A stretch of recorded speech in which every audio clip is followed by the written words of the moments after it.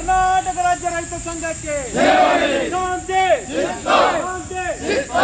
ಈಗ ನಮ್ಮ ಕೂಡ್ಲಿಗಿ ತಾಲೂಕಿನ ಸರ್ವೇರು ಬಂದಿದ್ದಾರೆ. ಅವರೆಲ್ಲ ಅವರು ನಮ್ಮ ರೈತ ಸಂಘ ಬೆಂಬಲ ಕೇಳಕ್ಕೆ ಬಂದರೆ ಯಾವ ರೀತಿ ಅಂತ ಹೇಳ್ತಾರೆ. ಅವ್ರು ಫಸ್ಟ್ ಅವ್ರ ಮಾತುಗಳನ್ನು ನಾವು ಕೇಳೋಣ. ಸರ್ ಮಾತಾಡಿ. ಈಗ ಇಂದು ನೆರೆದಿರ್ತಕ್ಕಂಥ ನನ್ನ ಆತ್ಮೀಯ ಬಾಂಧವರು ಮತ್ತು ರೈತ ಬಾಂಧವರು ಇವರೆಲ್ಲ ಮತ್ತು ರಾಜ್ಯ ಸಂಘದ ಎಲ್ಲ ಪದಾಧಿಕಾರಿಗಳು ಅವರೆಲ್ಲ ನಾವೀಗ ಕಳೆದ ತಿಂಗಳು ಫೆಬ್ರವರಿ 26ನೇ ತಾರೀಕಿನಿಂದ ನಿರಂತರ ರಾಜ್ಯಾದ್ಯಂತ ನಾವು ಮುಷ್ಕರವನ್ನು ಹಮ್ಮಿಕೊಂಡಿದ್ದೀವಿ. ಏನಪ್ಪ ಅಂದರೆ ಇಷ್ಟಿನ 23 ವರ್ಷದಿಂದ ಸತತವಾಗಿ ಪರವಾನಗಿ ಭೂಮಿಗಾಗಿ ನಾವು ಕೆಲಸ ಮಾಡ್ಕೊತ ಬಂದಿದ್ವಿ. ಇವತ್ತಿನವರೆಗೂ ಸರ್ಕಾರದಿಂದ ಆಗಲಿ ಇಲಾಖೆಯಿಂದ ಆಗಲಿ ನಮಗೆ ಕಿಂಚಿತ್ತು ಒಂದು ಸೇವಾ ಭದ್ರತೆ ಆಗಲಿ ಒಂದು ಕನಿಷ್ಠ ವೇತನವಾಗಿ ಇಲ್ಲದೆ ರೈತರು ಕಟ್ತಕ್ಕಂಥ ಫೀಸ್ನಲ್ಲಿ ಆ ಫೀಸಲ್ಲಿ ನಿಮ್ಗೊಂದು ಪ್ರಕರಣಕ್ಕೆ ಇಷ್ಟು ಅಂತಕ್ಕಂಥ ಒಂದು ಪ್ರಕರಣಕ್ಕೆ 1200 ರೂಪಾಯಿ ಮೊದಲು ಇರ್ತಕ್ಕಂಥ 300 ರೂಪಾಯಿನಿಂದ ಅದನ್ನು ಹಂತವಾಗಿ ಹೋರಾಟ ಮಾಡ್ಕೊಂಡು ಬಂದಿರೋದ್ರಿಂದ ಇವತ್ತು 1200 ರೂಪಾಯಿಗೆ ತಂದಿಟ್ಟಿದ್ದು ಅದರಲ್ಲಿ ಜೀವನ ನಿರ್ವಹಣೆ ಮಾಡ್ತಕ್ಕಂಥದ್ದು ನಮ್ಮೆಲ್ಲ ರಾಜ್ಯಾದ್ಯಂತ ಇರ್ತಕ್ಕಂಥ ಪರವಾನಗಿ ಭೂಮಿಗೆ ಅಸಾಧ್ಯವಾಗಿರ್ತಕ್ಕಂಥ ಮಾತು. ಮೊದಲಿರ್ತಕ್ಕಂಥದ್ದು ಬರೀ ನೋಂದಣಿ ಪೂರ್ವನಕ್ಷೆ ಅಷ್ಟೇ ಇತ್ತು.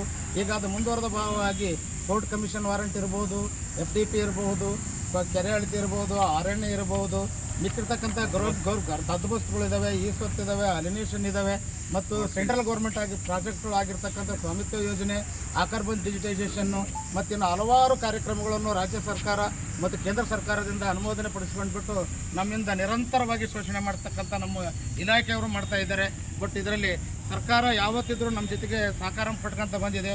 ಪ್ರತಿಯೊಂದು ನಮ್ಮ ಸಂಬಂಧಪಟ್ಟಿರ್ತಕ್ಕಂಥ ಸಚಿವರುಗಳು ಸಹ ಇವರನ್ನೊಂದು ಪರಿಗಣನೆ ಮಾಡ್ಕೊಳ್ಳಿ ಅಂತಕ್ಕಂಥ ಮಾತನ್ನು ಮತ್ತು ಪತ್ರದ ಮುಖಾಂತರ ತಿಳಿಸಿದ್ರಿಗೂ ಸಹ ನಮ್ಮ ಇಲಾಖೆಯಲ್ಲಿ ಇರ್ತಕ್ಕಂಥ ನಮ್ಮ ಹಿರಿಯ ಅಧಿಕಾರಿಗಳು ನಮ್ಮಲ್ಲಿ ಏಕೋ ಒಂದು ಮಲತಾಯಿ ಧೋರಣೆಯನ್ನು ತೋರಿಸ್ತಿದ್ದಾರೆ ಅನ್ನೋದನ್ನು ವಿಷಾದವನ್ನು ವ್ಯಕ್ತಪಡಿಸೋದು ನನಗೆ ಒಂಥರ ಮನ ನೋಯ್ತಿದೆ. ಆದರೂ ಒಂದ್ಸತಿ ಮಾನ್ಯ ಉಚ್ಚ ನ್ಯಾಯಾಲಯ ಸಹ ನಾವು ಕೋರ್ಟ್ ಮೆಟ್ಟಿಲೇರಿದಾಗ ಇವರಿಗೆ ಸೇವೆ ಆಧಾರದ ಮೇಲೆ ಇವರಿಗೆ ಒನ್ ಟೈಮ್ ಮೆಜರ್ ಮಾಡ್ಕೊಳ್ಳೋಕ್ಕೆ ಕಾನೂನಲ್ಲಿ ಅವಕಾಶ ಇದೆ. ದಯವಿಟ್ಟು ಇವರಿಗೆ ಒಂದು ಮಾನವೀಯತೆ ದೃಷ್ಟಿಯಿಂದ ಸರ್ಕಾರ ಮನಸ್ಸು ಮಾಡಿ ಇವ್ರನ್ನ ಒಂದ್ಸತಿ ಸರ್ಕಾರದ ಒಳಗಡೆ ಗೌರ್ಮೆಂಟ್ ಸರ್ವೇರ್ ಅಂತೇಳಿ ವಿಲೀನಗೊಳಿಸ್ಕೊಳ್ಳಿ ಅಂತಕ್ಕಂಥ ಆದೇಶ ಸಹ ಇಟ್ಕೊಂಡು ನಾವು ಕಾನೂನು ಹೋರಾಟ ಸಹ ನಾವು ರಾಜ್ಯಾದ್ಯಂತ ಮಾಡ್ಲಿಕ್ಕೆ ಕತ್ತಿದ್ದೀವಿ.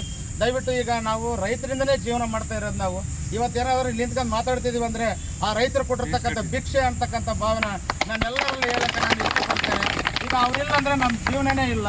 ಆದರೆ ಸರ್ಕಾರ ನಮಗೆ ಸಹಕಾರ ಕೊಟ್ಟರು ಸಹ ನಮ್ಮ ಇಲಾಖೆ ಅಧಿಕಾರಿಗಳು ನಮ್ಮನ್ನು ಮಲತಾಯಿ ಧೋರಣೆ ಮಾಡಿಬಿಟ್ಟು ನಮ್ಮನ್ನು ಒಳಗೆ ಹೊರಗೆ ಅಂತ ಹೇಳ್ತಾರೆ. ಪ್ರತಿಯೊಂದು ಇವತ್ತು ಹಕ್ಕುಪತ್ರ ಬಿಡಬೇಕಾದ್ರೆ ಹಕ್ಕುಪತ್ರ ರೆಡಿ ಮಾಡಿಕೊಟ್ಟಿರೋರು ನಾವು. ಆದರೆ ಹಕ್ಕುಪತ್ರ ಹಿಡ್ಕೊಂಡು ಫೋಟೋ ತೆಗೆಸ್ಕೊಂಡು ಅವರು ಸರ್ಟಿಫಿಕೇಟ್ಗಳನ್ನು ಇಸ್ಕೊಳ್ತಕ್ಕಂಥ ಕಾರ್ಯಕ್ರಮ ಮಾಡ್ಕೊಳ್ತಕ್ಕಂಥವ್ರ ಮೇಲಿನ ಅಧಿಕಾರಿಗಳು ದಯವಿಟ್ಟು ಇದನ್ನು ಮಲತಾಯಿ ಧೋರಣೆಯನ್ನು ನಿಲ್ಲಿಸಿ ನಮಗೆ ನೀವೆಲ್ಲರೂ ಬೆಂಗಾವಲಿಗಿದ್ದು ನಮ್ಮ ಹೋರಾಟಕ್ಕೆ ಸಹಕಾರ ಮಾಡಬೇಕು. ಯಾವುದೇ ಕಾರಣಕ್ಕೆ ನಮಗೆ ಕನಿಷ್ಠ ವೇತನ ಸೇವಾ ಭದ್ರತೆ ಸಿಗುವವರೆಗೂ ನಮ್ಮ ಹೋರಾಟವನ್ನು ನಿಲ್ಲಿಸಲ್ಲ.